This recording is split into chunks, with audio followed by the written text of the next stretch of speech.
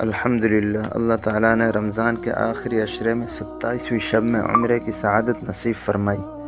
میں مکہ میں ہی رہتا ہوں، تو سب سے پہلی چیز جو تھی وہ تھی میقات۔ مجھے میقات جانا تھا اور میں مکہ سے ٹیکسی کر کے طائف میقات نکل گیا، اور الحمدللہ ہم یہاں پہنچے قرن المنازل طائف میقات جو لگتے ہیں وہاں پہنچے، اور الحمدللہ یہاں پر 2 رکعت نفل نماز ادا کی، عمرے کی نیت کی، اور جلدی سے یہاں سے فارغ ہو کر ہم پھر دوبارہ مکے کے لیے روانہ ہو گئے تھے۔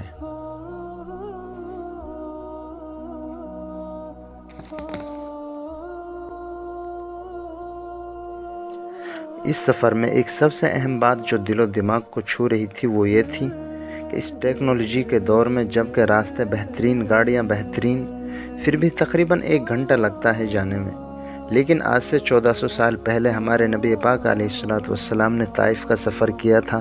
نہ راستے اچھے تھے، نہ ایسی کوئی خاص سواریاں موجود تھیں، پھر بھی اس دین کے خاطر ہمارے نبی وہاں پہنچے، جس دین کو آج ہم نے مذاق بنا کر رکھ دیا ہے۔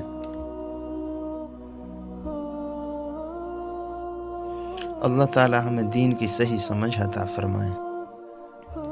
الحمدللہ بعافیت مکہ پہنچے، آخری عشرہ تھا، بھیڑ بہت زیادہ تھی۔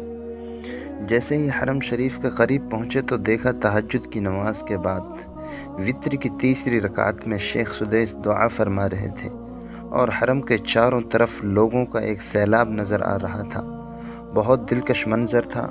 مسجد اقصیٰ کے لیے بھی دعا فرمائی۔ بیت المقدس کا نام سنتے ہی آنکھ نم ہو گئی۔ بیت المقدس کے نام سے ان معصوموں کی شکلیں نظر آئیں جن کو آپ اور ہم آج کل اپنے اپنے موبائلوں میں دیکھ رہے ہیں۔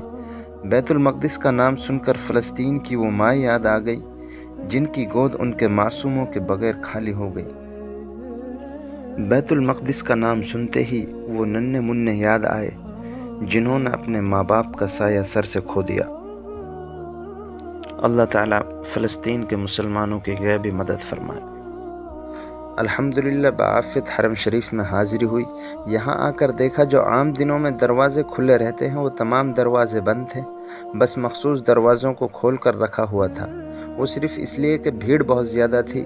لوگوں کو کنٹرول کرنے کے لیے اور بھیڑ کو مینیج کرنے کے لیے صرف ایسا کیا ہوا تھا۔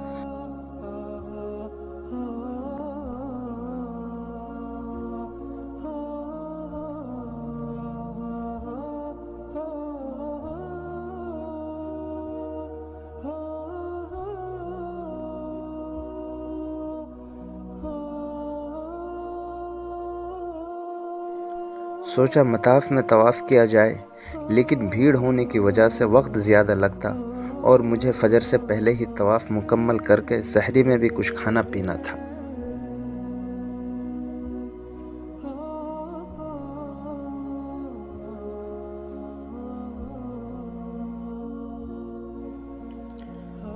بھیڑ ہونے کی وجہ سے اس لیے میں پہلی منزل پر گیا اور وہاں سے طواف شروع کیا۔ الحمدللہ فجر سے پہلے ہی طواف مکمل ہو گیا، اور طواف کے بعد سحری کے طور پہ بھی کچھ کھا پی لیا تھا۔ اس کے بعد نماز فجر ادا کی، اور نماز فجر کے بعد الحمدللہ سعی بھی جلد ہی مکمل ہو گئی تھی۔ اس کے بعد حرم شریف سے باہر دیکھا تو ماشاءاللہ بہت ہی دل فریب منظر اور خوشگوار موسم تھا۔ الحمدللہ اللہ تبارک و تعالیٰ سے دعا ہے کہ اللہ تعالیٰ تمام مسلمانوں کو اور آپ تمام دیکھنے والوں کو حرمین شریفین کی زیارت نصیب فرمائے۔ السلام علیکم ورحمۃ اللہ۔